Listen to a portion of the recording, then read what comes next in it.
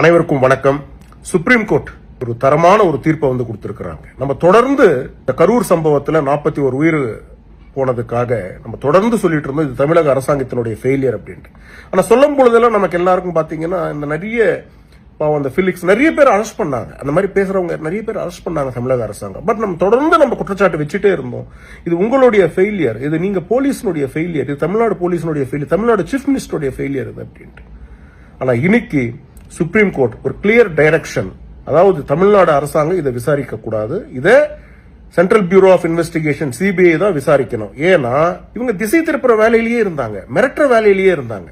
ஒரு உண்மையான ஒரு விஷயங்கள் இதுல இருந்து வெளியே வரணும் அப்படின்னா இது சிபிஐ தான் விசாரிக்கணும்னு நம்ம டே 1ல இருந்து நம்ம தரப்பா திரு அண்ணாமலை அவர்களும் சொன்னாங்க, நானும் சொன்னேன், அண்ணன் நயனார் அவர்களும் சொன்னாங்க, நிறைய பேர் நம்ம அதை நோக்கி தான் நம்ம சொல்லியிருந்தோம். அதனால இந்த தீர்ப்பு ஒரு வரவேற்கத்தக்க தீர்ப்பு. உண்மையான குற்றவாளிகள் சிறைக்கு செல்ல ஒரு உண்மையை வெளியே கொண்டு வர சுப்ரீம் கோர்ட் சிபிஐக்கு டைரக்ட் பண்ணியிருக்காங்க. Thanks to the supreme court, thanks to the advocates. அனைவருக்கும் வணக்கம்.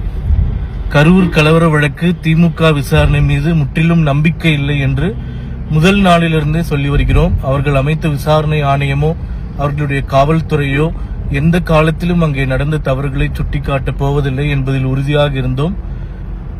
அதன் வழியாக இன்று உச்சநீதிமன்றம் இந்த வழக்கை சிபிஐ விசாரணைக்கு மாற்றியது மிக மிக வரவேற்கத்தக்கது.